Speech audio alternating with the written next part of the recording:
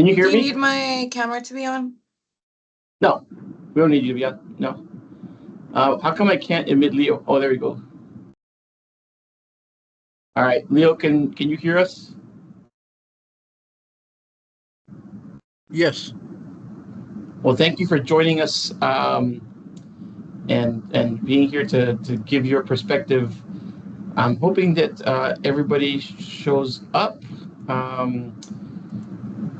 We do have an agenda. Amy sent out invites, so I'm assuming that we're good to go. All righty. Hopefully the board members show up. I mean, we still have 6 minutes, so. But you did invite them, right? You invited Cassie, Martha, and Katie. Yep. All right. Okay. So hopefully they show up here. And so will you share the can you share the screen of the agenda for tonight so we can see who's coming and we'll let if they want to share. Oh, I still have my sticker from the event I was just at. Yeah, so if you can just share the screen so that we can share the what's it called, the agenda for tonight, that would be great. And if we have technical difficulties, we will figure it out.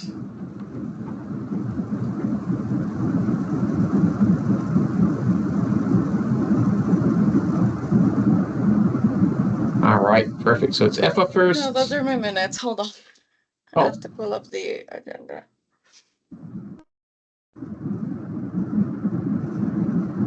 What is it? Housing today? Yeah, no, that's right. The agenda item. Oh, yeah. Either way is fine. So EFA, home ahead, mother house. But you need the new one with Safe Shelter at 7:15. You had updated that one.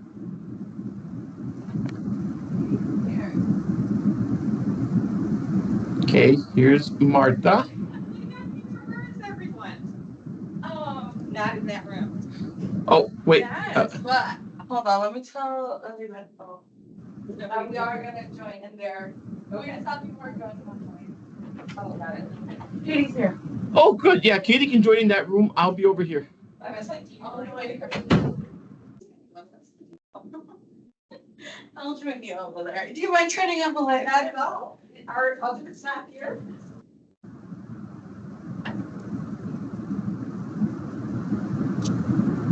All right, there's Cassie. Hi. You can hear Josh, me, right? Yeah, Josh, we are just setting up. I'm gonna move you to. I want to see if I can move you to the waiting room for a second. Okay. That sounds great. Yeah, sorry. I wanted to make No, sure. no, that you're I just had no you're issues. here. You're here early. That's great. Appreciate it. Of course. Yeah, no problem.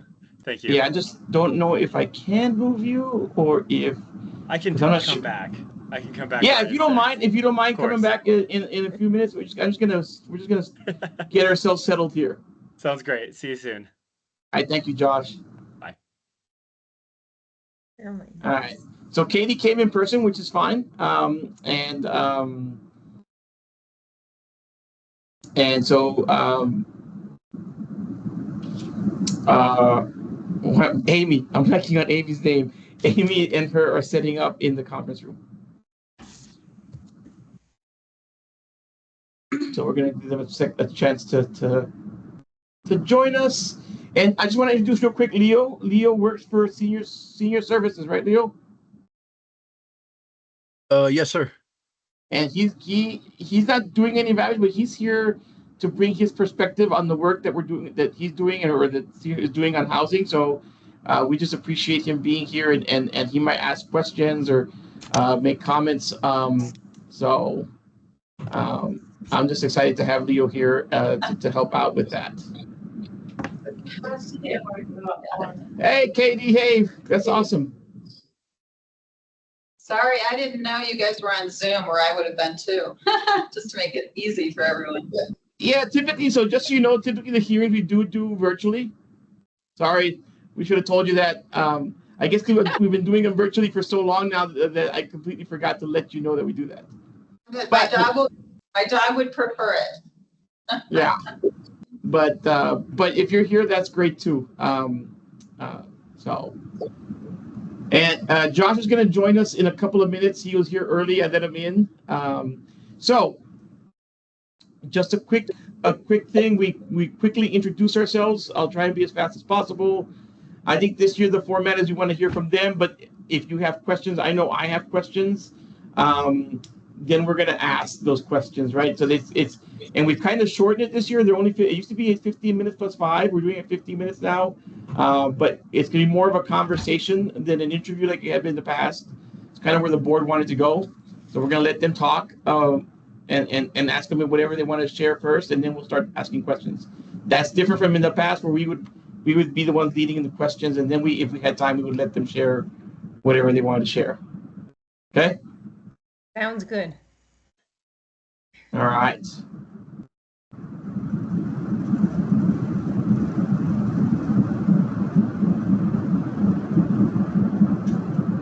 Hopefully Josh will join. And the first group is EFA.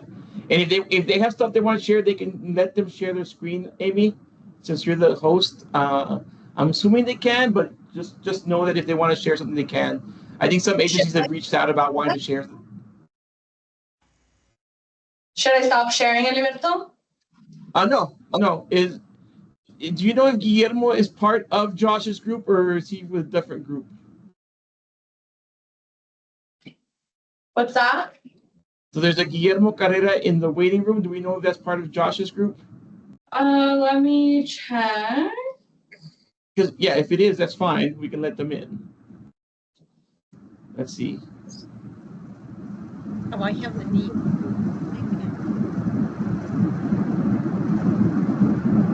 All right, it is 6 o'clock, so I'm gonna go ahead and let them in, and we will find out if Guillermo is part of this group. All right. Oh yeah, I know Guillermo. Okay. All right. Good evening, Josh and Guillermo. It is 6 o'clock. Thank you for being here for our housing public hearing for your application for EFA. We will very quickly introduce ourselves, let you introduce yourself, and then a little different format this year. We'll let you talk first instead of us bombarding you with questions. You can share a little bit about the program, and then as we the application, and then if we have questions, we will come in and with those questions throughout the 15 minutes that we have together. Okay? So that's great. I'm going to start with introductions. I'm going to start with Amy and Katie. They're actually here at the office. Do you want to just quickly introduce yourselves? Hi, my name is Amy. I'm the admin assistant for Human Services. Hi, I'm Katie, and I am a newer board member. Okay, Martha?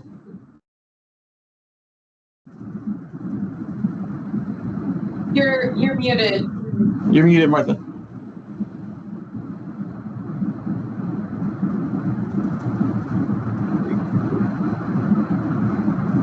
Oh, while you figure that out, let's go with Cassie, and then. Hi, I'm Cassie Lau, and I'm been on the board for 2 years, and I'm interested to hear your story. Awesome. All right, Martha, you want to try again?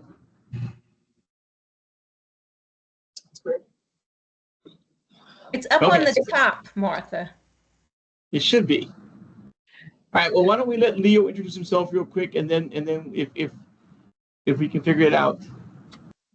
Hi, I'm Leo Olivares. I'm a seniors resource specialist for Longmont Housing Authority. Welcome. All right, Josh or Guillermo, you want to go next? I can go first. My name is Josh Hunter. I'm the Institutional Giving Officer here at EFA. I may be a new face for a lot of you. I joined the organization 3 months ago today. I'm excited to be here speaking with you all. Awesome. And hello, I am Guillermo Carrera. I'm the Housing Program Manager here at EFA. I've been at EFA for about 5 years. Awesome. Martha, do you want to try again? See if we get to work this time? You found the mute button?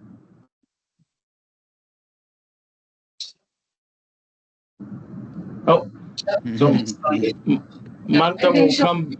She'll join us here in a second. All right. But to be respectful of your time, why don't you get started and tell us a little bit about the application? Tell us about give us your story about the work that you all do at EFA. Absolutely. I can go ahead and get started. I'll start at sort of the broad view, if EFA especially might be new to some of you all. And then Guillermo can step in to talk about some maybe specifics about our housing program as one of our key programs that we offer to residents of Boulder County. So EFA has been around for over 100 years, founded really on the principle of neighbors helping neighbors. And what that is really looking at community-driven, participant-driven programming to serve as a social safety net for residents in Boulder who are in acute need. The vast majority of who we serve are extremely low or very low income, and we can work with them across a continuum of service areas that we provide, depending on what their specific and unique needs are. Oftentimes that can be working through providing food bank access or food access through our food bank, which is on site at 1575 Yarmouth. We also have other basic needs support that we provide, such as direct financial assistance for basic medical, eye support, rental assistance, and eviction demand support. And I'm sorry, I'm getting a little bit of echo. I'm not sure if that's coming through for everyone. No, it's good. Yeah, Okay. I muted Amy. Okay. And so we also provide those types of direct financial assistance. We also have a financial empowerment program that we offer to participants across our programs. And then we have our housing program, which is the subject of this application, which is kind of a focal point for how we provide some of these wraparound services for families living at Atwood. Guillermo, I'm not sure if you want to jump in and say a little bit about housing at a higher level, and then we can talk maybe a little bit more about how these other programs support it. I'll give a quick overview. So yeah, we've got 8 properties spread throughout Boulder County. One in Longmont, the Atwood Shelter, which I'm sure many of you are familiar with. We offer 2 housing programs, a short-term housing program, which is a 4-month program for families experiencing homelessness. Everybody in that program is assigned a housing resource navigator, Margie, specifically for the Atwood Shelter. She meets with them weekly or more, depending on their situation. And we set goals with those families. Well, they set their own self-determined goals. And we do resourcing to try to help them attain those goals. And then we've got our transitional housing program, which is an 11-month program where we charge very affordable rents that range from $550 to $650 a month. All those families still get an assigned housing resource navigator, and kind of the same thing as short term, but trying to address some of those bigger barriers like paying down large debt, building up credit, all those kind of things to try to get them into some stable housing when they exit. Thanks, Guillermo. And how this converges with this application in particular is what we are seeking is support for salary support for a couple of our navigators that provide support to our families through housing, resource navigation, as well as the family enrichment services that we provide through our family strengthening program. We are continuing to evolve that program, continue to be, I think, on the leading edge of how we can support families that can really work towards self-sufficiency within a more stable housing environment. So while our housing navigators are helping families to really focus on what's next, how to prepare for their more permanent, affordable, and secure housing, we also are providing resources and support that provide, for example, family literacy, taking a 2-gen approach to making sure that children and parents are able to work together in a more holistic sense that, again, really meets the specific needs of those families. So that in a nutshell, I think, is kind of what the application for this is about. Awesome. Thank you. Yeah, this is the first time we kind of let folks go first. Before I start jumping into my questions, any questions from, board members, Leo? Because I have questions. Cassie, go ahead. All right, this may sound silly, but I noticed that you have 15 clients and you're asking for 15,000. Is that just a coincidence? No, they're asking for 20,000, I think, right? Yeah. Oh, We are- okay. Never yeah. mind then. I wrote it down wrong. Okay. But I And I will think, say that we do take things like caseload very seriously as far as how well we can manage and support the mhm. families that come through our programming. And so we follow best practices, and those vary depending on the type of support required and the type of programming there is. But no, yeah. I think you're thinking of a different application because I just looked at numbers there, and I got my PDF open. They're asking. Oh, They have 73 clients that they serve. I'm assuming that includes. And actually, that was kind of one of my questions. Is talk to me about your population in Longmont, Guillermo. Who is the profile that you're working with? Uh, oh, yes. oh, the application is different. I'm sorry, Martha. Sorry, we'll work through that as we go and get better on that one. But yeah, well, talk to me about who is the client profile in Longmont? Who are you helping, through this process? So I think our target as of now is working families experiencing homelessness that became homeless in Boulder County. So our main three eligibility requirements are 90 days of residency in Boulder County. And of course, the family has to have children, and then the third one is we do have an income requirement of a minimum $1,000 a month. So and of course we do accept folks that are unable to work, right? That receive SSI, SSDI, whatever. But yeah, I think our niche is working families experiencing homelessness, and specifically lately, I think we serve a lot of immigrant families also. I think we've just found that we've kind of become the go-to place for immigrant families searching for housing after they've established themselves here in Boulder County.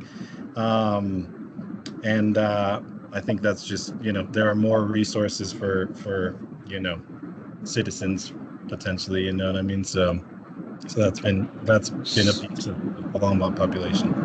So just for the board to know and just share a little bit about what is your waiting time looks like right now to get into a unit. How long do folks have to wait? Families have to wait to get into the Atwood shelter at this point? Yeah, so we don't run a traditional wait list. We call it a priority list. So we basically put people into three categories: families that are completely unhoused or staying in the car or something like that. Those would be our highest priority people. Then we have people that are maybe couch surfing or staying with family, and they have a deadline that they need to be out by. Those would be kind of our medium priority folks. And then we've got people that are currently housed, but it's inadequate or unaffordable for now, but they are stable, at least for the time being. Those would be the lower priority folks. So our wait times vary depending on what category that family falls into. So those very high priority people, we're getting them in within about a month, maybe 2 months max, and we can provide some hoteling for them to bridge that gap. And then for some of those lower priority folks, it can take a little while. I'd say probably 4 to 5 months. Awesome. Any other questions from the board about the program? Go ahead, Cassie. Oh, but you're on mute.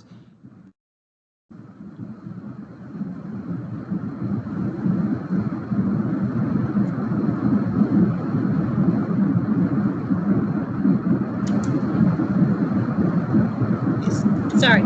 So how long do your clients stay with you? I mean, is there a transition for them someplace else, or on average? Yeah, so we have our 4-month short-term housing program, okay, and some, for families that go through our short-term housing and they're engaging with the program, we see that they are working towards their goals and making progress, but they have those extra barriers that make them unable to find housing out in the community.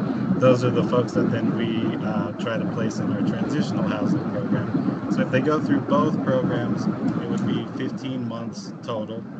And of course, one of the biggest priorities while they're in the program, is searching for other sustainable housing options. And I think we do a pretty good job of partnering with other affordable housing options in the community. We work really closely with Boulder Housing Partners. Recently, we've had some luck with Nest communities. And we try to have some relationships with private landlords. Actually, we've had the most luck with that in Longmont. Coincidentally, I guess, but that's been nice. So then, we're trying to get them some sort of stable housing within that 15-month period. That's at the core of the work that my team is doing with the families. Awesome. Thank you. I'm hoping you're working with LHA as well, or if you haven't built the relationship, let me know. I can help connect that relationship. I think it's important that you work with Longmont Housing Authority because that's one of our affordable housing providers here in Longmont. I think that's important. So we have about one more. Absolutely. Yeah, we have in the past, but we haven't had any recent move outs to LHA. So maybe we need to reconnect. So I might hit you up about that. I will make that happen. I will make that happen. Got 1 more minute. Any lingering questions or comments for Guillermo and Josh, or if not, Josh or Guillermo, you can do a closing statement. Looks like, oh, please.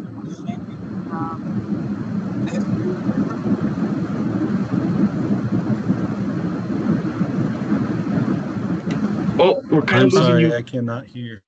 Uh-oh. Yeah. If families have to be earning $1,000, is there difficulty for people who are undocumented in meeting that criteria, and what happens if they can't? So, and I can take a first response, Guillermo. So I think broadly, the income requirement, if individuals cannot meet that, and there is an urgent situation, if somebody is actively unhoused. Oh, Josh froze. Did he freeze for everybody? Mm-hmm. All right, Guillermo, can you answer that question? Oh, there you are. Oh, sorry. Okay. Am I back? Yes. Okay, so we'll work with our hoteling program to try to bridge that gap. We find that working also with the County of Boulder and their program as well, we're able to help folks have that stable place where they can then earn enough income that can help them to satisfy that requirement. I was literally talking with our hotel coordinator, or sorry, resource navigator, like 2 hours ago about a really great case of that, where of course moving a few times from one hotel to another isn't ideal, but it did allow this participant the opportunity to work more hours. There was a secure place, a door and a roof. They could then save, then they qualified for our short-term housing, and they actually exited our short-term housing faster. This was a different location, but I think it exemplifies the model that we apply also at Atwood. All right. Well, I'm going to stop us there because we're a bit over, and this happens every year. Katie, just so you know, we get into these great conversations and we go over. That happens a lot. That's okay. Thank you, Guillermo and Josh, for joining us tonight. Again, if the board has questions, they can reach out to me and I'll reach out to you. Okay? Please. We would love that opportunity to speak more. So thank you. All right. Thank you. Have a good night. Goodbye. Good night. Thank you. Have a good one. All right. So now we're bringing in Mary. Hello, Mary. Good evening. Hey, everybody. So, Mary, we're going to introduce ourselves really quickly, just so you know, board, because it sounds like the order, there's a little bit of confusion of what the order is. Thank you, Martha, for pointing it out. This is Home Ahead. So I know you got the packets. This is Home Ahead that's going to share now. Mary, we're going to let the board introduce themselves and let you introduce yourselves, and we got 15 minutes or so. This year, we're doing it a little bit different. We let you talk first, and then we'll have questions. And I can start it off with some questions, too. But why don't we start with the board? Marta, Cassie, Katie, you want to go? Whoever wants to go first? Okay. Can you hear me now? Yay! It worked. I had to go in and go out again. I'm Martha Wilson. I am a therapist in the area, and I also do a lot of activism surrounding child welfare, police contact, a lot of things, actually. Thank you. Cassie or Katie? I'm Cassie Lau, and this is my second year on the board, and I'm interested to hear your story. Thank you. Katie?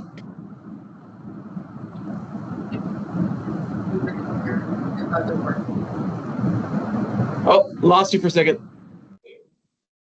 Go ahead. Maybe you. Did you hear me? Oh, yeah, now we can hear you. Okay, Katie Torres, relatively new to the board, and glad to be here with you tonight. Awesome. Amy? I'm Amy. I'm the admin assistant for human services. Thank you. And we got a special guest tonight, Leo. Hi, I'm Leo Olivares. I'm a seniors resource specialist for Longmont Housing Authority. Awesome. And Mary, you know me, Eliberto Mendoza, Human Services Program Manager. I help facilitate this process. So we changed the format a little bit in that we're going to let you go first. So whatever you want to share about Home Ahead, your successes, your challenges, whatever you feel like, and then we will interpose questions along the way. Okay, great. Thank you so much. And thanks for the introductions. And Alberto, just give me a signal if it's like time to cut me off from talking and open up to questions. So I'm the executive director of Home Ahead. We are a furniture bank.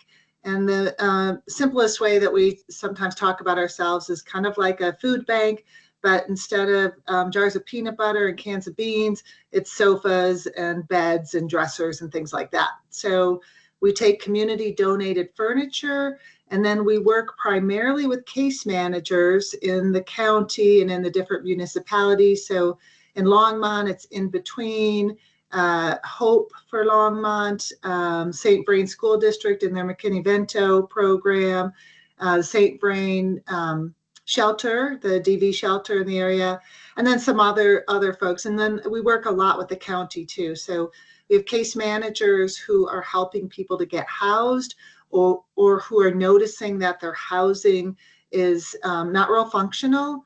You know, we had a referral of a family where it was a family of 5 and they had a card table. And that was what they were using to eat meals at. They were using for their kids to do homework at, and somehow they were trying to do puzzles on the table too. So somebody kind of notices that this family is experiencing what we call furniture poverty, and that is not having enough functional furniture to really make a livable home.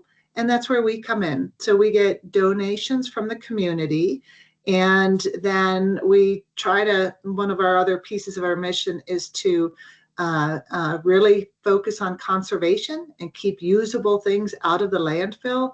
And in Boulder County, I tell you, there is a wealth of usable things. And so we're the in-between folks. We work to get the things from the people who have too much to the people who don't have enough. And someone once described what we do as transactional, and I remember feeling offended at that term. And I know why now, because you know, if I think of it, sometimes I personalize it to people and I say, imagine your home. Imagine like I have a favorite place on my sofa where I sit and kind of hang out with my husband and my kids and watch TV. And imagine that all your furniture is gone. You just have 4 walls and an empty floor. And that's how a lot of people who get housed, that's what it looks like when they get the keys to their place. So they walk in and there's nothing. So we've been doing this for about 6 years, and we have helped furnish about 1,500 homes for probably at least 2,000, 2,500 people. Most of them are agency referrals, but with this past year being much more unpredictable and with some of our agency partners experiencing some funding reductions, some of them have asked us to do direct service with clients because they may have to turn a client away from serving them directly, but they are in a position to know that, hey, this client does have a job and they can work with Home Ahead to get furniture and have it delivered to them, where other avenues for getting furniture and having it delivered and brought to their home are just not available to them. One thing I will point out is that it costs a lot of money to store and move furniture. And so we are not well funded enough to do it for free for everybody. So we have kind of a blended model. So we combine human services funding, which we've been fortunate enough to get for the past 3 years. The agencies will pay a small portion, and then Home Ahead through other fundraising efforts and revenue earnings will help to kind of make the whole thing go. So we've determined it costs us as an organization about $400 per home that we're furnishing and delivering to. But we're able to price it with human services funding at about $150 per household because of the blended model. So we're proud that we've kept costs way down. The other thing that we're proud of is that recognizing what was coming and recognizing that as a nonprofit, we're most secure if we have steady revenue. We developed a revenue source outside of funding. And we learned that from other furniture banks in the country. There's about 100 of them. And what we learned is that some of them were getting into the furniture removal business. Most of you have heard of Got Junk or, some of the like. And those places charge a considerable amount of money to come and take your sofa away. And we thought, well, if we're going into people's homes, we need to cover ourselves in terms of insurance and make sure they're safe and we're safe.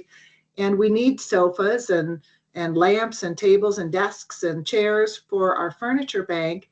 So why don't we make an appeal to the community that if you have replaced your sofa and love seat and you need to get rid of it, why not hire someone with a mission focus to reuse this stuff and to actually serve the same community that we live in, where the donors also live. So last year on this call, Eliberto may remember, I had said, I hope not to need to come back next year and ask for money.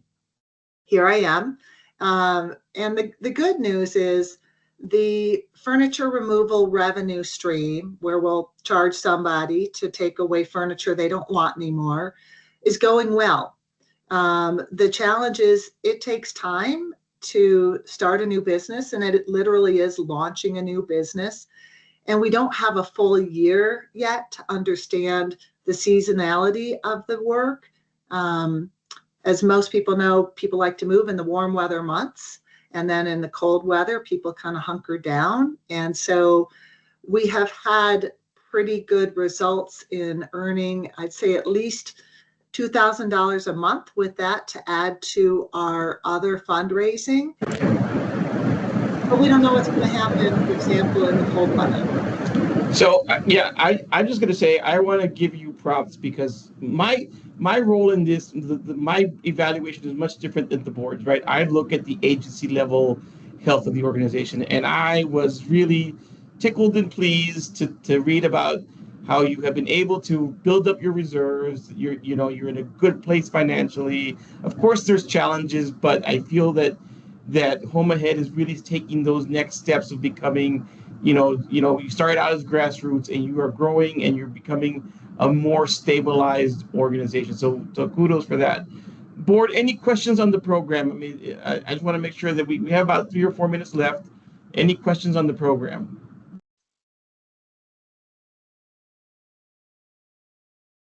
It's a pretty straightforward program, but I had written down that I appreciated that they took the feedback from last year and built upon it as well. We don't necessarily see that a lot. So I just appreciated that. And as somebody who works with families who have open child welfare cases, I have seen grandparents be denied for not having a kitchen table. So examples like the one that you gave are such important ones. Thank you, Martha. Appreciate that. anyone else has a question about the program?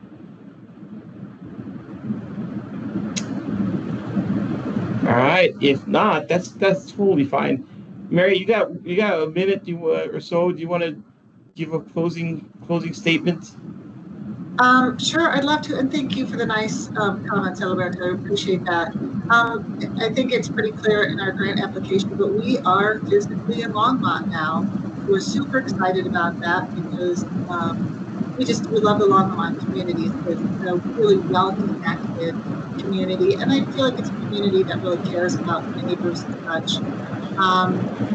The other thing that we're doing, I mean, we're constantly looking at other ways to supply inventory to our furniture bank, serve the community, and to become more financially self-sustainable. We're in some talks with CU Boulder. We have a lot of extra surplus stuff. And just other organizations that are finding ways to repurpose things, get them back out into the community and into the hands of people that need them. And so we're really proud to be part of that network and that system, and we're really proud of the relationships we have with case managers. Amy's got her hands on. Katie has a question. Just a quick question. Have you talked to either St. Vrain Valley School District or CSU about furniture? Experience is that both of them do have, now obviously there would be limits to the types of furniture, but if you're talking to Boulder, it might be worth CSU for sure. I just got very regular notices when I was in the education, and then St. Vrain Valley School District often does have stuff as well that they try to unload. Yeah, thank you. And CSU, you're talking about up in Fort Collins? Hello, yes? Or did you mean see you? Oh, lost you. Yeah, I think she meant see you. Yes. Okay. So, No, I mean CSU Fort Collins, actually. Okay. I do. And sadly, I think they just lost their furniture bank. So the only reason we haven't worked a lot with CSU is just because we're Boulder County centric at this point.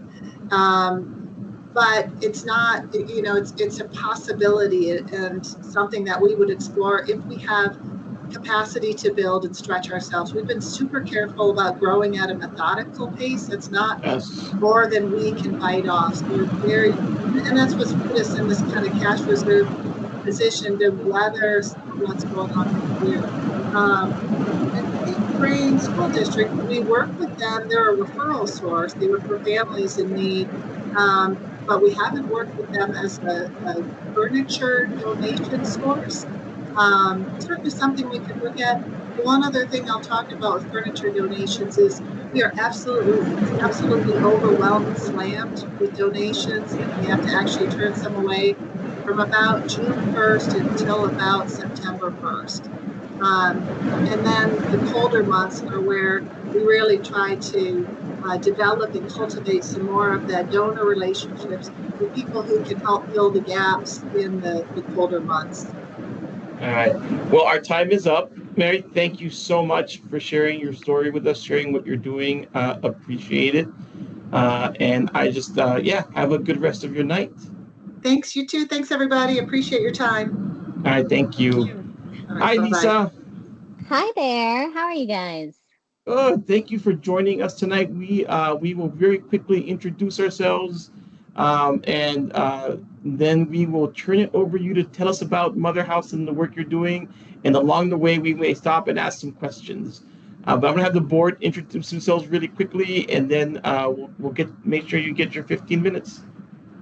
Okay, that sounds great. I can only see the agenda. I can't really see you all. I think I just don't know how to use Teams, but I'm gonna try and fix it. We can stop sharing. Yeah, we can stop sharing the agenda so you can see us better. Oh, is that better? That's so much better. Yes, thank All you. right, no worries. Okay, so Cassie or Martha, whoever wants to go first, or Katie? Hi, Martha Wilson. I believe we've met. I'm a therapist in the area and do all kinds of advocacy with people who have open child welfare cases and trying to remedy hundreds of years of racism with the police. Good to see you, Martha. So I'm Cassie Lau. I've been on the board for 2 years, and I'm interested in hearing your story. Hi, Cassie. Katie, name me? I am Katie Torres. I'm new to the board, and it's very nice to meet you, Lisa. Hi, Katie. I'm Amy. I'm an assistant for Human Services. Can you guys hear us okay? Yeah, sometimes you go out, but yeah, I can hear you fine. What's the mic up there? Yeah, the mic's up there. Yeah. Okay. All right, and Leo, you want to introduce yourself, Leo, real quick? Yeah, hi, I'm Leo Olivares. I'm a seniors resource specialist for Longmont Housing Authority. And he's an honored guest tonight to share his the work that he does, and if he has a perspective on your work, he'll let us know. And you know me, Eliberto Mendoza, Human Services Program Manager. So Lisa, we'll just turn it over to you, let you tell your story to us, and then we may have some questions along the way. Okay, great. I'm worried I'm going to bore you, Alberto, since you were just with me a few days ago. It was a great site visit. I really appreciated it. It was great to have you out. So let's see. Haven Ridge is our organization. We were known as Mother House for a very long time, up until a couple years ago. So Mother House started in 1984 in Boulder. And in its first variation, Mother House was not a facility. It was originally a volunteer organization where people were bringing unhoused mothers that they found in town into their own homes where they had spare rooms or empty basements and giving them a place to stay until they were able to get on their feet. Then after a few years of running that program, they saved up enough money to start renting a small facility on the hill that had 3 bedrooms. And so we operated out of there until 1996, at which point a larger facility at Pearl and 21st was purchased for us, and that had 6 bedrooms. And when we moved into that facility, a variety of changes were made. There were more comprehensive case management services offered and a lot more things that sort of met the needs of what we were doing in the 90s around homelessness. So the program ran out of that space from 1996 until, let's see, I was hired on in 20, oh no, I want to say 2018 sounds right. And when I took over, that's where the program was at 21st and Pearl. And it was a program that was serving unhoused pregnant people. And we first took over the program and we had a number of moms who were coming through, but we recognized, I think, pretty early on that only working with people who were pregnant was a fairly niche space. So we expanded that mission initially to include anybody pregnant, regardless of gender, and then also to include single, trans, or cis female clients who had at least 1 child under 2. So the house grew a lot during that time. We started having toddlers running around all over the place. Alberto, I think you were there for some of that too, when there was barely a space to stand inside the house. We had so many folks. We had some rooms that just had maybe a single person who was pregnant and who was expecting. And the most we ever had at one time in a room was a mother with 4 children who was staying in one of our larger suites. So it was quite packed. And we ran our program from there. And when we took over, we added some additional services as well. So we started doing more things in the space of sort of best practice homeless services around case management, housing counseling, employment counseling, working with folks on long-term services, et cetera. And the program was running very well. I think in some ways it was running too well because we had a wait list that was getting longer and longer, partly because there aren't very many secular maternity shelters in the state, and partly because the need was growing substantially. The other problem we were having is, in addition to our wait list growing, we were also having a lot of people get in touch who didn't qualify for our program model, who weren't pregnant, but who were women or who were cis women or who were trans and who didn't feel comfortable at the other shelter options in town and wanted a place to stay. We'd had a shelter for women in Boulder, a moving shelter, the Boho Women's Shelter that moved from place to place. That had been operating in Boulder up until 2015 when it shut down, and no one had opened a new shelter. So when we were running Mother House in 2018, there were no women specific shelters in the area other than SPAN, obviously, which does great DV work, but nothing for women who weren't experiencing domestic violence. So we talked to a bunch of agencies and tried to get some folks who had larger operations to start a women's shelter, but we were not successful in getting that to happen. So we talked to our board and asked if they would give us a chance to, sort of try something a little bit different. And on a wing and a prayer and 30 grand from the Community Foundation, Boulder County, we started an overnight shelter for all the folks who weren't qualifying, but who were also on our wait list. So cis women, trans men, non-binary folks. And this coincided almost exactly with the beginning of COVID. So we found ourselves starting this shelter in the congregation space of Har Hashem, the meeting area, not the sanctuary, right at the beginning of COVID. And as you can imagine, $30,000 doesn't go very far. So we were running a nights only operation with food that was brought in by volunteers, guests sleeping on yoga mats and sleeping bags and cots, but having a place to stay and to get out of the weather, and also out of the sort of more dangerous elements of COVID when there weren't places open. We ran like that for a year, and during that time we were able to get ESG funding. So then we moved that operation into the basement of St. Andrews, where, similar to what I was saying before with Mother House, we made it a far more comprehensive program when we were able to fund it. So case management, housing counseling, employment counseling. In both spaces, we were working with a variety of addiction services and addiction counselors, mental health providers, et cetera. We kept operating like this for a couple of years, but operating out of the two separate locations was less than ideal, since it meant that we had to duplicate services. So we were lucky enough, I guess, just a little over a year ago, to move into our new location, which is where Alberto saw us the other day, up near Veely Lake. We've got two buildings, one which runs our Mother House program and the other which supports our lodge program. And we're running all out of that space. Additionally, a year ago, so I guess that was 2 years ago, actually. And then a year ago, we added more to our outreach program. So prior to last November, our outreach work was family exclusive. So we did, and we still do, have a program where anybody who has a need in the county can reach out to us if they need a crib or a stroller or diapers or anything that they might need. And as long as we have it in storage, we pass it on for free. And we've done some pop-up events in the past as well, opening, stores around Christmas time, et cetera, for folks to come and have their needs met. Those were all targeted specifically at families.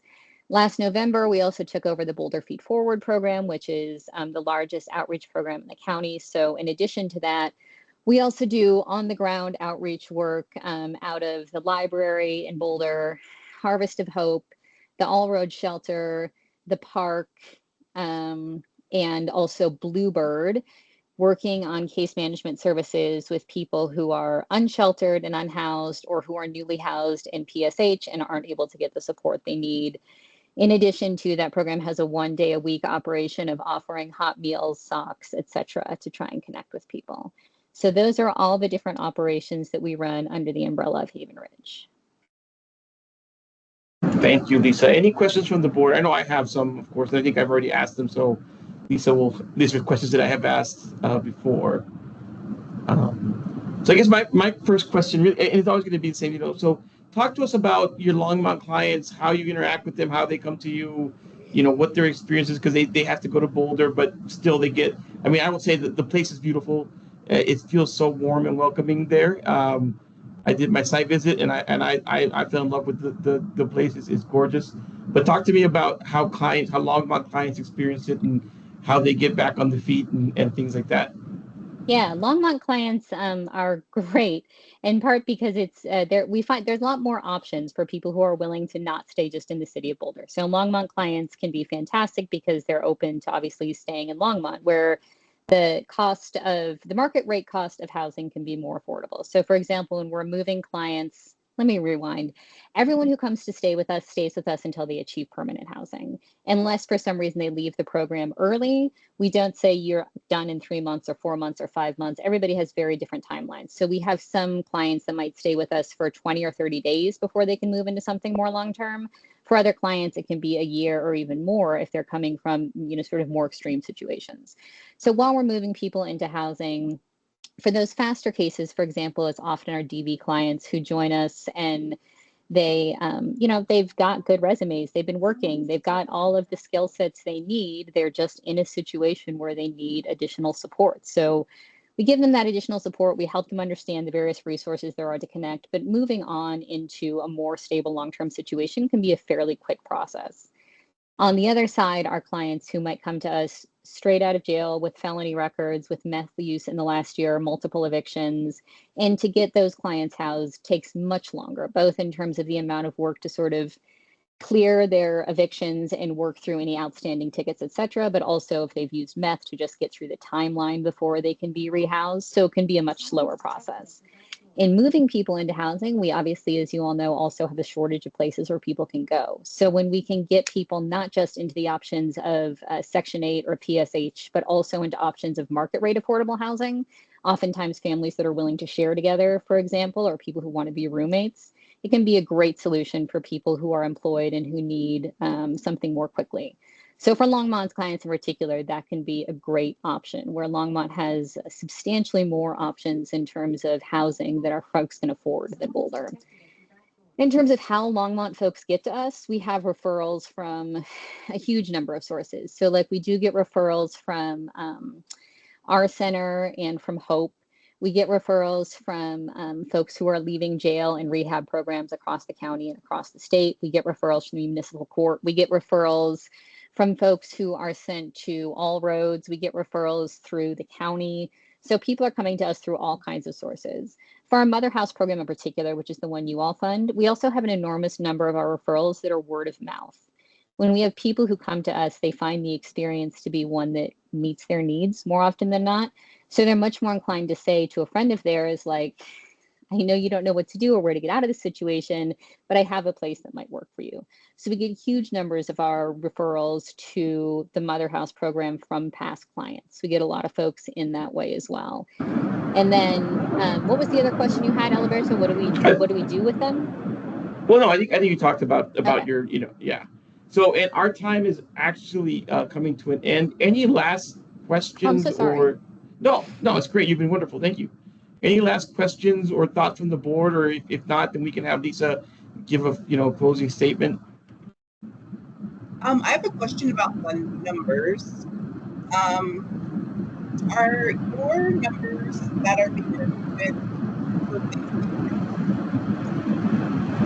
So I think we heard numbers.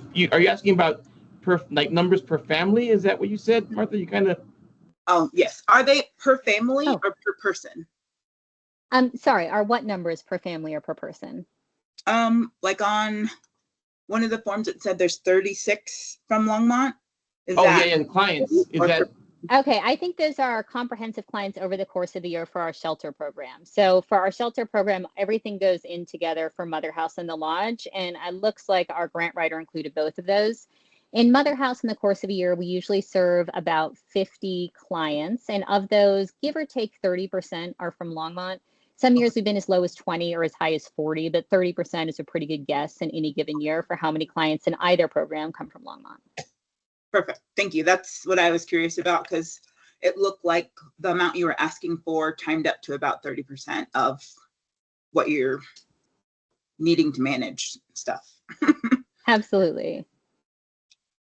Thank you so much, Lisa, for your time. I appreciate it. If the board has any questions, I will follow up. Yep. Sorry I talked your ear off. I get too excited. No, it's great. It was great to the see board you all. this year, the board wanted to hear the story, so I think that this is really helpful. I think the board's enjoying hearing more from the agencies. Okay, fantastic. Have a great night, guys. Thank you for coming.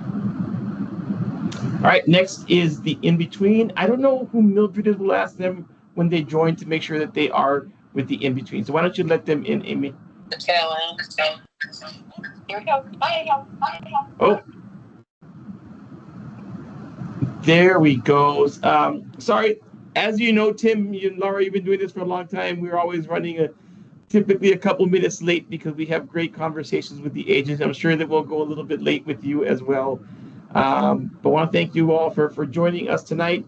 We're doing it a little bit different this year. We're going to let you talk more than us.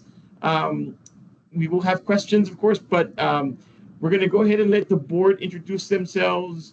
And then we'll go ahead and turn it over to you, and you can tell us your story, tell us what you want to talk about your program, and then if we have questions, we'll step in. So, Martha, you want to go first?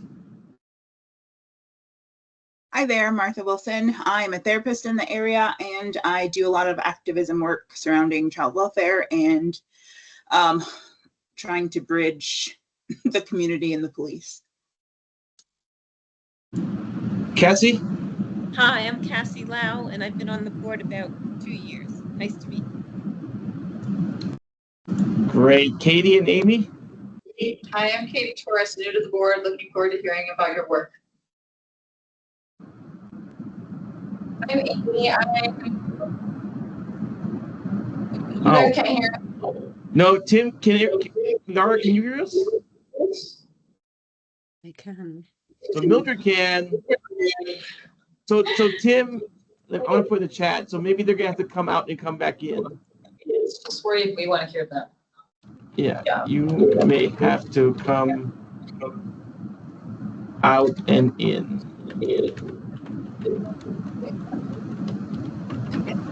Okay.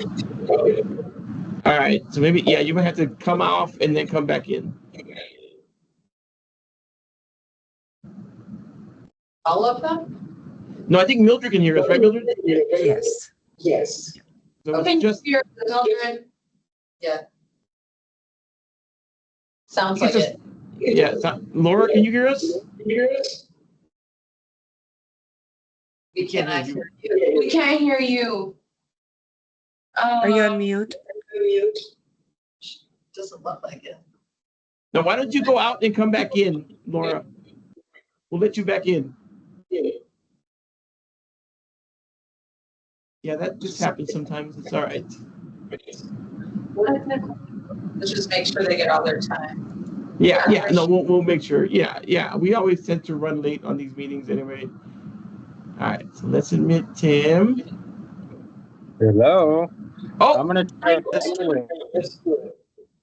we can totally wait. There's two of you. Hold on. There's two of you coming in. Sometimes it happens with voice. So let's kick this. All right. All right. I want to make sure I don't have feedback here. How's this? Good. Yeah, we can totally hear you. All right. Always something, right? It's an adventure. So I'm sorry, I missed the intro if there was one. Yeah. So I'll just say I'll introduce them because of time. I want to make sure that we keep going. We want to make sure you get your time. So tonight with us we have Martha, who is our vice chair. Cassie and Katie are board members. Amy is our human services admin. And we got Leo, a special guest from Senior Services. He's a senior services resource specialist. So Tim, we're just going to turn it over to you and Laura and Mildred to tell us your story. And then if we have questions, we will ask them. But we want to hear from you first this time. I can hear Laura now. And we have about what, Can you 10 hear minutes, me I now? assume? 15 minutes, Tim. Yeah, we can hear you. 15 minutes. Oh, perfect. Okay. We'll just run a little bit late. That's all right. We'll let Okay. the next group know that we're running a little late. All We right. had technical All right. I know we're going to try to stay on schedule here. Sorry. So, okay. Well, let's get right into it. My name is Tim Rocco. I'm the executive director of the In-Between of Longmont. Been with the agency for 16 years. And I'm joined with Mildred Gutierrez Campos, she's our program director, as well as Laura Liatino, our development director.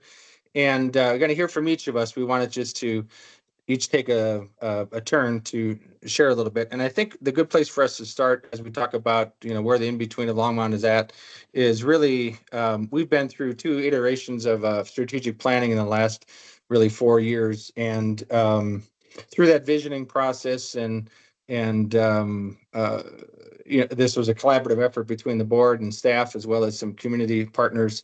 We really keyed in on our vision statement, which is to provide the keys to a home and a brighter future. And as we know, when we talk about affordable housing or access to affordable housing, it's not just the affordable housing piece, but it's also those supportive services. And Mildred's going to speak to that because that's really key in providing that stability, so that we can break that cycle of homelessness if there has been one. And so really in this process of the strategic planning, we landed on four different pillars, and I wanted to touch on a couple of those. In an effort to be more inclusive, our agency has taken some significant steps and with intention to really to learn first and foremost from our residents, as a gauge to how we're doing and getting input from them directly. And so we've established a resident advisory council that meets regularly, in fact, 3 times a year, and we ask for their input. And a lot of our decision making around program implementation stems from the input we get from them. So we use that as a way to kind of gauge our ideas we want to kind of flesh out through them, as well as qualitative information. And so surveys are also a piece of this strategic planning effort. And so we do an impact survey as well as a current survey for our residents with us today, and we talk about, do you feel welcomed? Can you be your full self? And you're treated with respect and dignity. And those are kind of things we really wanted to key in on. So that's one of the pillars that I wanted to mention. In addition to the fact that certainly strong operations, we are in a period of significant growth for a small agency like ourselves. We heard the call loud and clear in this process of discovery that there's a need for more, obviously, often being kind of the number one thing, access to affordable housing, and really inventory is what we're talking about here. So we have aggressively been pursuing projects. We're about to finish the Wesley Townhome project on 11th and Emory, which will bring 11 new apartments, 2 and 3 bedrooms online. And as well as another project that we're entertaining on 18th and Hover that we hope to break ground potentially next year, if not the year after, for 40 new units of low income and very low income units. And so we are about affordable housing, but I wanted to make sure that we spoke today around really our grant request is around the supportive element. So that supportive housing component is what separates us from perhaps other agencies like Longmont Housing Authority and other entities that just provide the housing piece. So we are about that supportive services. And when I speak to that, I'm talking about case management and those capacity building training activities that we offer. And I really wanted Mildred, who that's her piece, and that she runs the day-to-day operations. And I wanted to turn it over to Mildred to speak more to that. Thank you. Thank you, Tim. I am really happy that we now have 3 advocates or case managers, because that relieves the work of the case managers working with people one-on-one. Our case managers meet with the residents on a monthly basis, and sometimes more often than that. And one of the things that I have encouraged them to do is to build relationship with the people, because that's the way that you gain the trust to be able to help them better. Because if they don't trust you, they are not going to follow up your suggestions. Our advocates help them achieve things like enrolling Medicaid, enrolling SNAP, verify what things they are eligible for, assist people making referrals to other agencies for citizenship. We have a resident who obtained her citizenship recently. We help them do mock interviews for job seeking, and we also provide them with different classes and life skills for their growth, like financial literacy. We partner with a Way Forward for classes that not necessarily are related to addiction. Right now, today, we are having one on goal setting, which I believe it's very important for people that don't know what their next step is. So establishing goals. Go ahead. So Mildred, can I stop for a second? Just a quick question.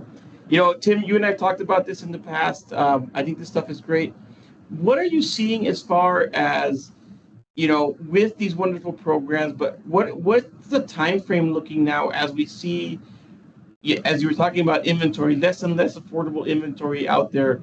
Mildred, talk to me about how long or what's the process for somebody to go from at the in-between, getting this case management and then getting out into their own more sustainable long-term place? Well, we have, for example, one resident who, through the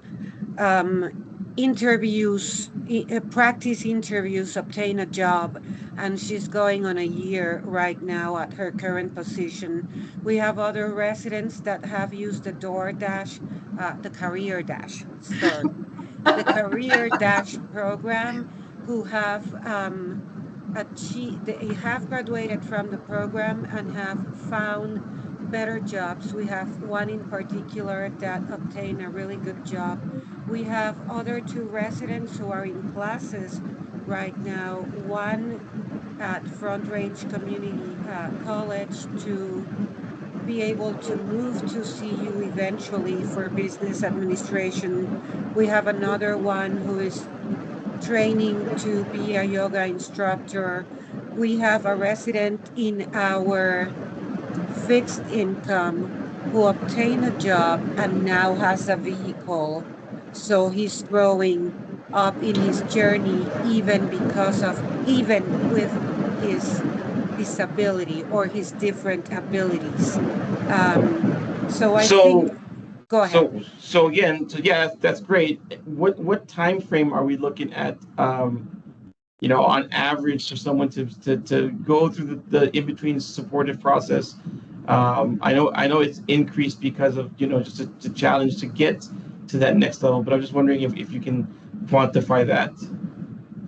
For the Yes, lady, yeah, for the lady who obtained the job, I believe it was about 4 months. For the one in the Career Dash, it was just a little bit longer. The people who are enrolled in school, so we need to wait for that. Alberto, I think Alberto's asking, I'm sorry, no, I think Alberto's asking the length of time. Right. Yeah. Just yeah, kind let of me on jump, average. let me I know. jump I in know and every say, Speak place to is that. unique. we're seeing that the our longevity is extended, and this is probably not the time for us to get into too much legal conversation, but with the passing of House Bill 1098, and really it really kind of did away with transitional housing or short-term housing, that any and all residents that exceed 1 year of occupancy in their unit, they cannot be asked to leave. And so that certainly has impacted agencies like the In-Between, as well as EFA, some of those that were providing an intentional 2-year program. We can no longer do that legally. So, meaning we can't ask people to leave after 2 years. So that 1 year. certainly threw us for a loop. No, after a year, yes, I'm sorry. But traditionally in our transitional was 2 years. So we had to modify, but we still operate a transitional housing concept in addition to a permanent housing concept. So we're seeing those timelines extended to beyond 2 years. Our average used to be about 18 months of stay, but we've kind of flipped that, and we're now on the other side of 2 years. If that Okay. helps. Yeah, it does. Thank you. Yeah, I just know it's harder to find a place now, right? I mean, that's just the reality, and I just wanted just the board to know kind of how, 'cause I know we're the application is to help provide funding for those supportive case managers that are working to get people housed. I just wanted the board to know kind of like, hey, this is the length of time that we have to work with folks to help. And I understand that every case is unique. Some will be much shorter than others, but I just wanted the board to get a kind of a picture of how long it takes. Any other Yeah, questions from the let me board? just interject for a Oh, minute. go ahead. Alberto, interject. As Tim was saying, with the law change, it's really forced us into a 1-year transitional period of time as a probationary period. And then after that, they really can stay with us for any given time. But we reorganized the program in such a way that we are providing them with the essential supportive services to move them forward and get them to a point of stability in which they can build some economic resilience and look towards mobility, maybe even home ownership and not just at home, Yes. or think forward thinking. Awesome. So while they can stay with us for longer, we're really trying to still keep them on a trajectory of moving forward in that. That's good to hear. That's good to hear. All right. Any questions from the board? Any other questions? Okay.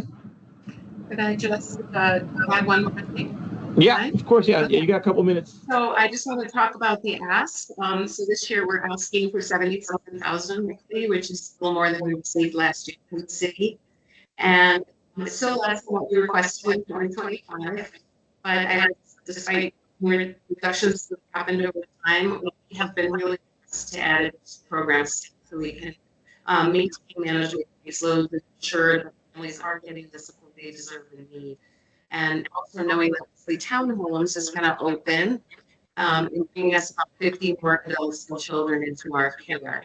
So the reality is that housing instability is getting tougher.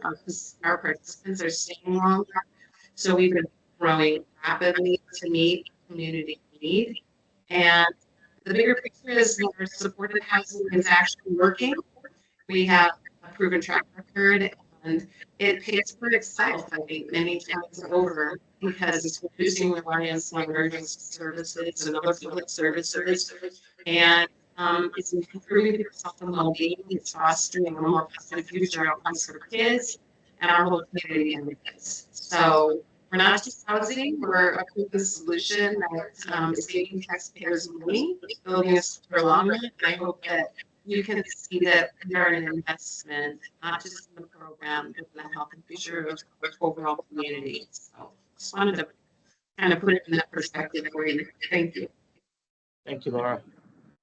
All right. Well, thank you so much for being here. And appreciate all that you all shared. If the board has any follow-up questions, I'll go ahead and reach out. So have a great rest of your night. Thanks for your time. Thank you. Thanks to all of you. Yeah, thank you. Appreciate it. All right. So we're going to let Tamara in and Jasmine, I think, right? Yes. Great. Awesome. Hi, everyone. Awesome. That's great. Well, thank you for joining us tonight. Appreciate it. We will do introductions as quickly as possible. As usual with these wonderful meetings, we get into conversations and we go a little bit over. We had some technical challenges with the previous group. So I'll let the board introduce themselves quickly, and then we'll turn it over to you so you can tell us your story and what's going on. And we may have some questions along the way. Sure.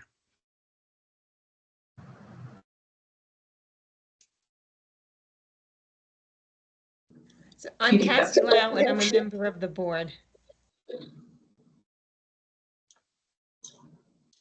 Hi, Martha Wilson.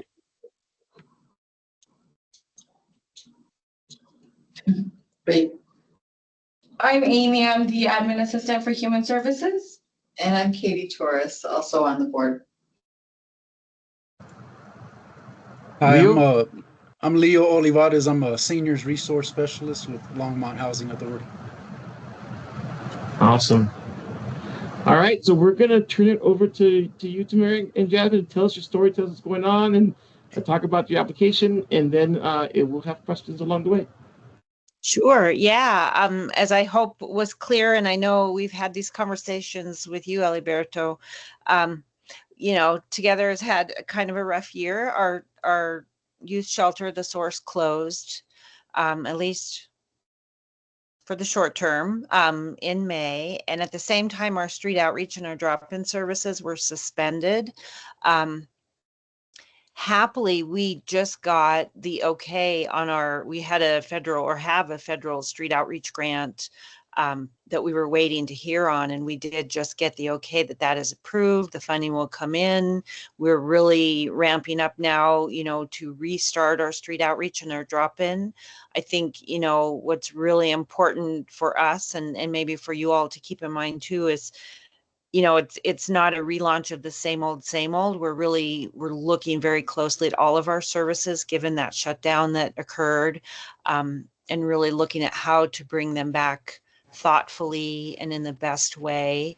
And so our application to the city of Longmont was really in support of those outreach and drop-in services.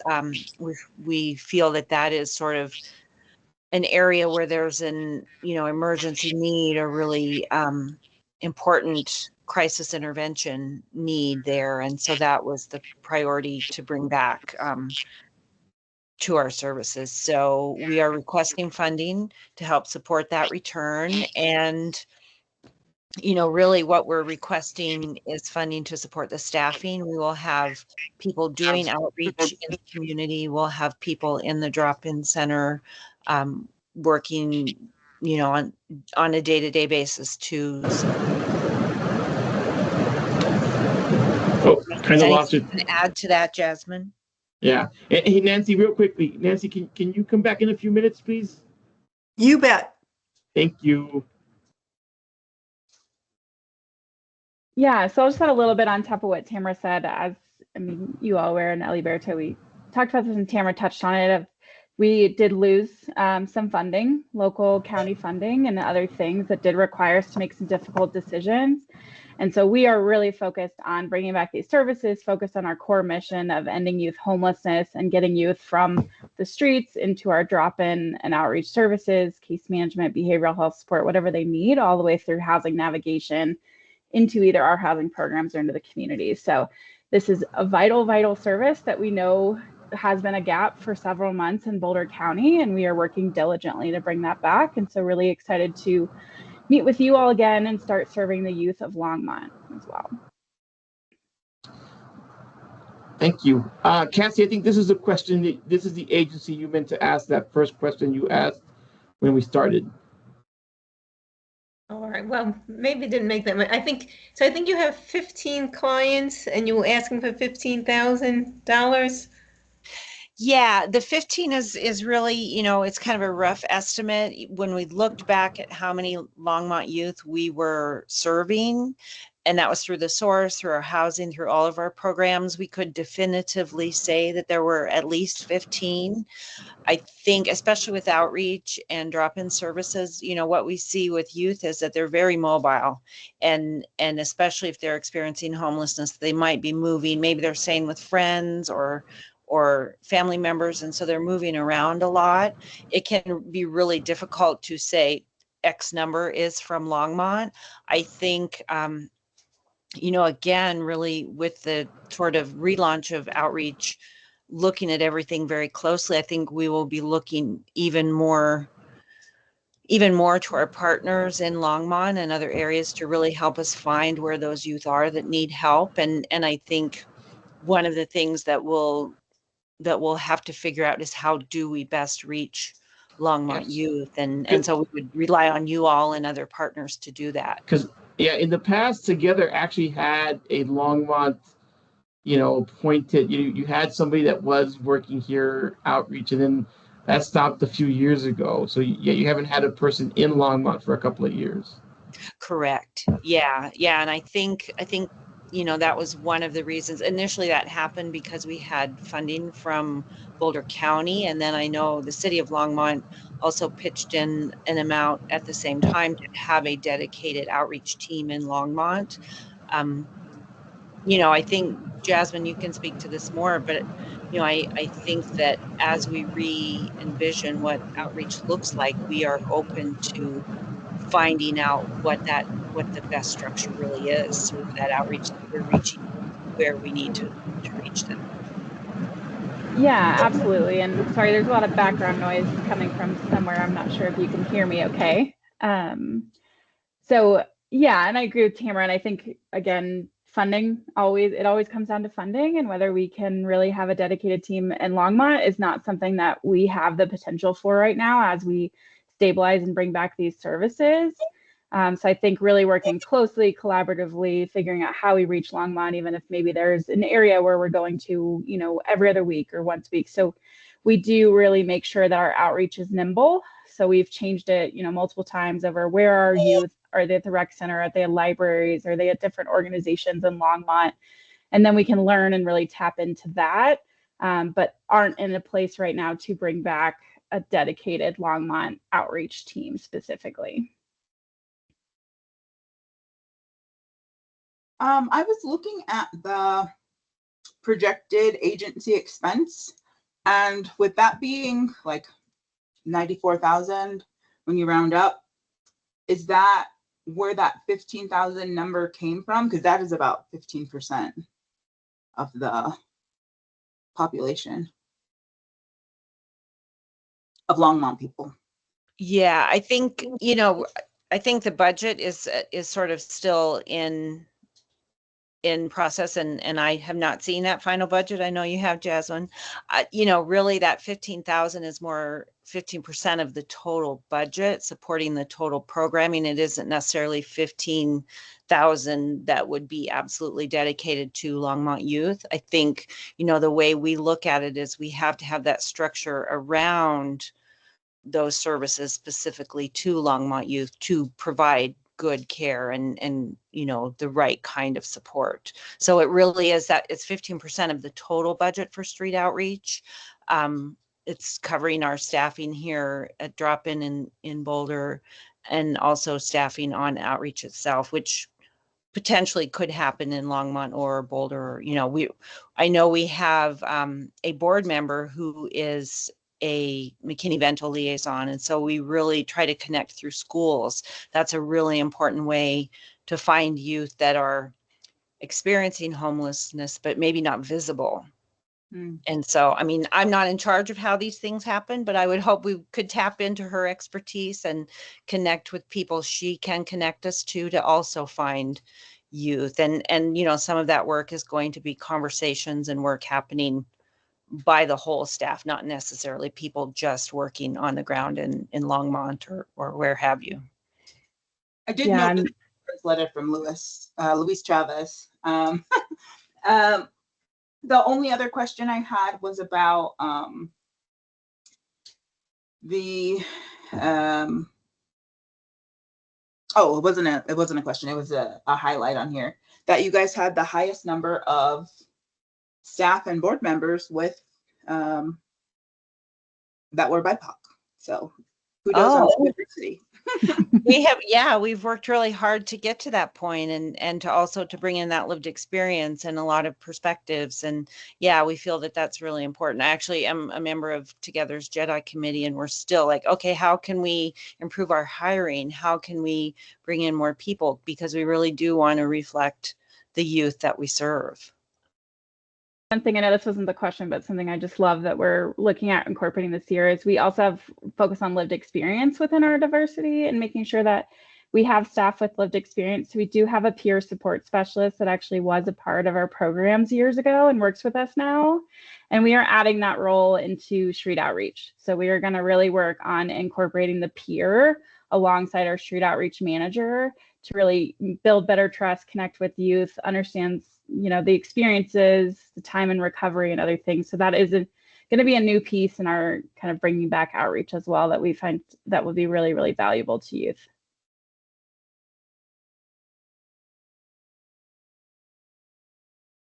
All right.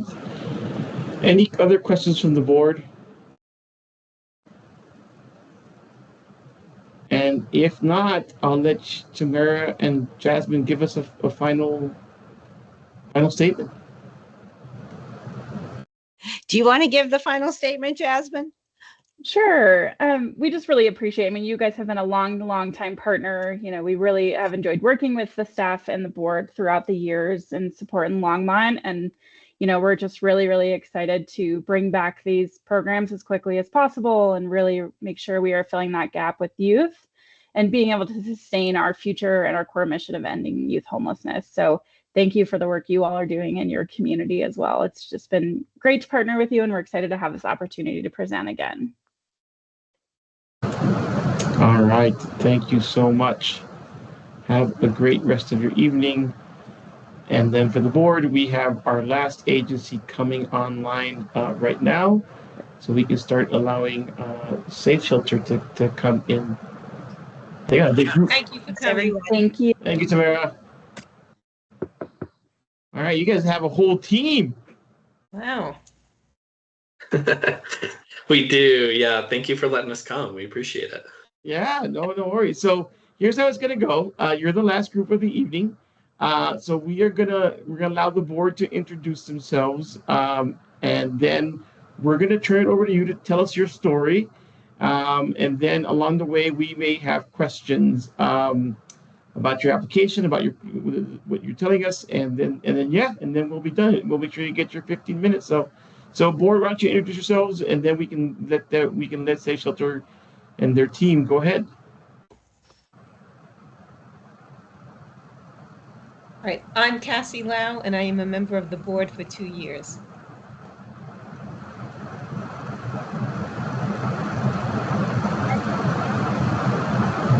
Well, we lost you.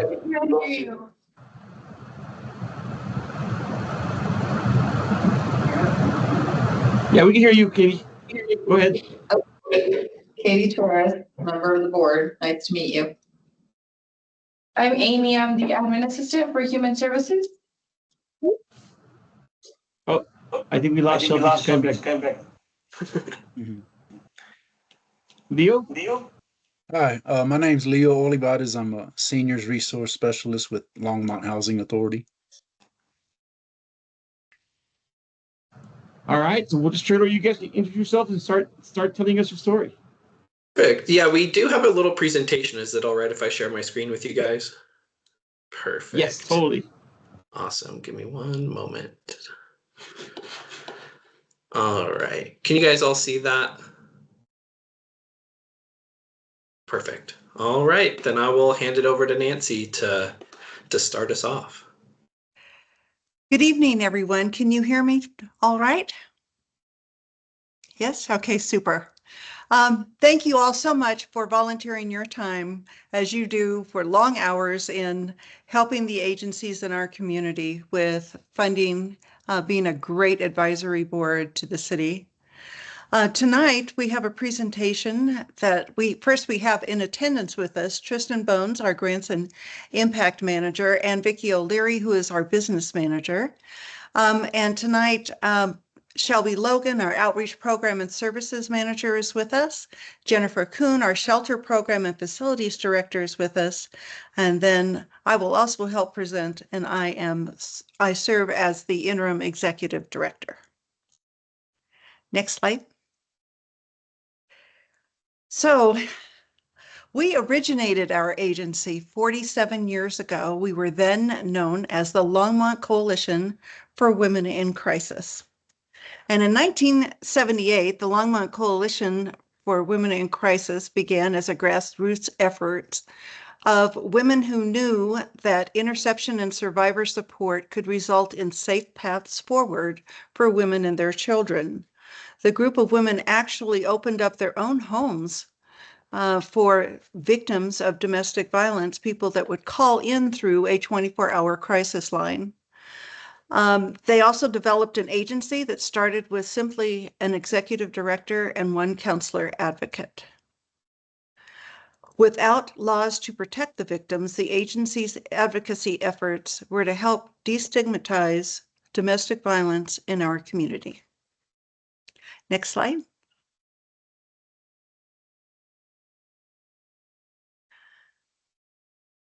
Rooted in power and control, domestic violence can include physical, financial, emotional, psychological, sexual, and technology-facilitated abuse.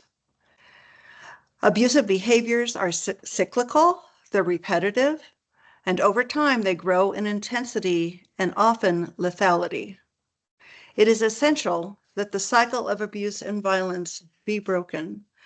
This is our mission in our agency to provide safety, support, and resources to individuals affected by domestic violence and gender-based violence, abuse in later life, teen dating violence, and human trafficking. Our vision here at Safe Shelter, we envision a community free from domestic violence and gender-based violence, where everyone will live with safety, with dignity and respect, feeling independent and self-assured. We have, in the last year, we have rebranded the entire agency with new logos, with renovations. We've also had a significant staff turnover. All of this for a more efficient, a more modernized, and a more targeted attempt at servicing the client populations in our area that are in such dire need. And our client populations include 85% which are women, 40% are BIPOC, 86% live below federal poverty level. As you can see, we continue to serve our most vulnerable populations here in the Longmont area. We have a high need for services. Over 1,000 reports of domestic violence per year are run through the Longmont Police Department. It's the third most reported crime in Longmont. And just last year alone, Safe Shelter had 470 unmet shelter requests. Next slide. Our Safe Shelter services include the Emergency Shelter Program, the Outreach Program, and then wraparound services for all of the clients that will come into us and participate in any of our outreach and emergency shelter programming and services. So with that, I'm going to turn this over to Jen. Jen will provide a more in-depth information about what happens at the shelter and the services they provide. There you go, Jen. All right, good evening, everyone. Our emergency shelter at Safe Shelter of St. Vrain Valley provides more than just shelter. It offers a foundation for safety, healing, and hope. For survivors of domestic violence, the first step towards recovery begins in having the most basic needs met. That's why when someone walks through our doors, they find food, a full kitchen, washers and dryers, clothing, diapers, hygiene products, and even pet supplies like dog food. These resources may seem simple, but they are essential. They meet the baseline of Marlowe's hierarchy of needs and provide the foundation for security, stability, and dignity. Change slide.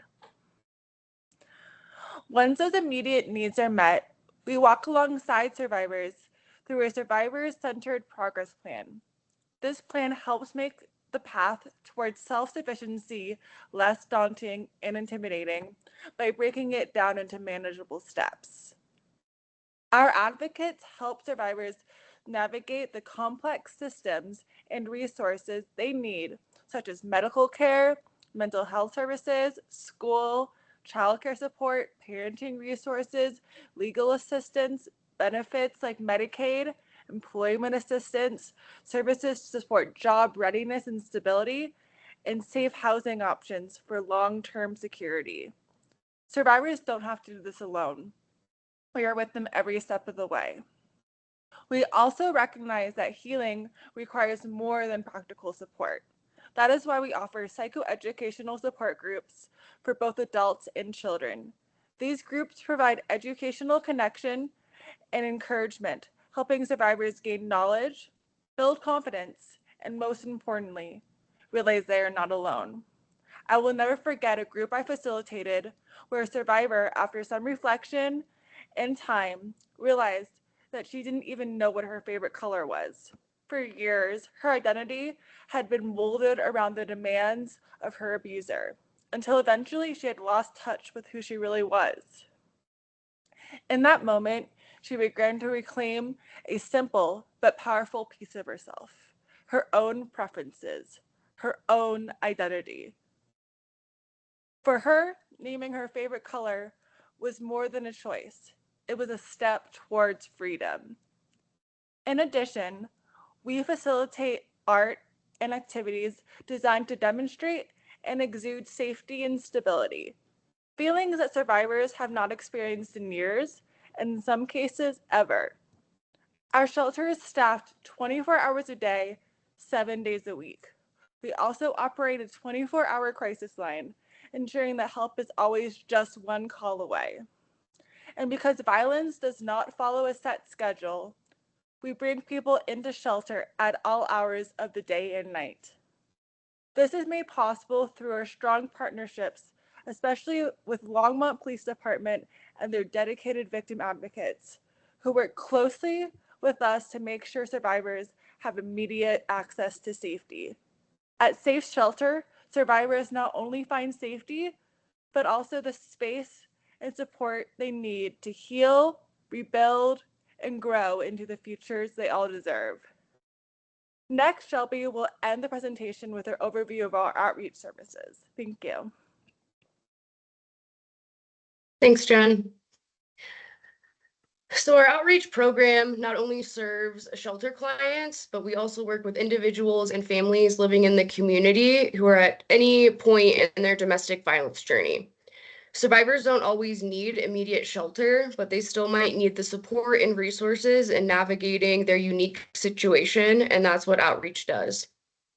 We like to view outreach as providing critical services in 3 different ways or 3 different levels. So the first way is client-based, and these are the services that are provided directly to clients and can look like immediate crisis intervention in the moment or ongoing services such as individual and group counseling advocacy, housing and resource navigation, such as local food pantries or employment support. And we also provide legal advocacy, which is supporting survivors in filing protection orders, being an emotional support during protection order hearings, and navigating the legal system. Next slide, please. The second level is partner-based, which means that we work closely with local partners and agencies to provide those wraparound support services to survivors. We work closely with law enforcement, the district attorney's office, victim advocates, the courthouse, and other local nonprofits to help bridge the gap in providing services and resources. So for example, the outreach team meets weekly with the Longmont Police Department to review the domestic violence calls that police responded to from the prior week. And so from there, outreach will follow up with those survivors to check in to see how they're doing, and also just let them know that we are a free and confidential resource that they can access whenever they're ready. Next slide, please. And the third level is community-based, and this is outreach engaging with the community to educate and bring awareness to safe shelter services and resources. Some ways that we reach the community is through Connect, which it stands for collaborators organizing new networks to elevate our community together. So this is a lunch and learn that we invite local partners and other agencies to meet with us face-to-face to see our office and tour the shelter, and we can talk more in depth about the services and resources that we can offer. Bridging the Badge is another example and is specifically for local law enforcement officers to better understand the inner workings of our programs so that they can provide that critical information to survivors in the moment when they're responding to those police calls.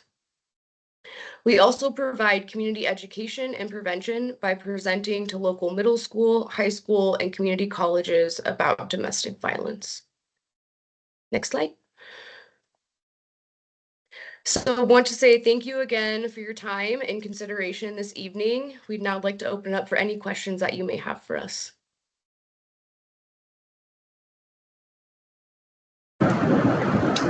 Any questions from the board?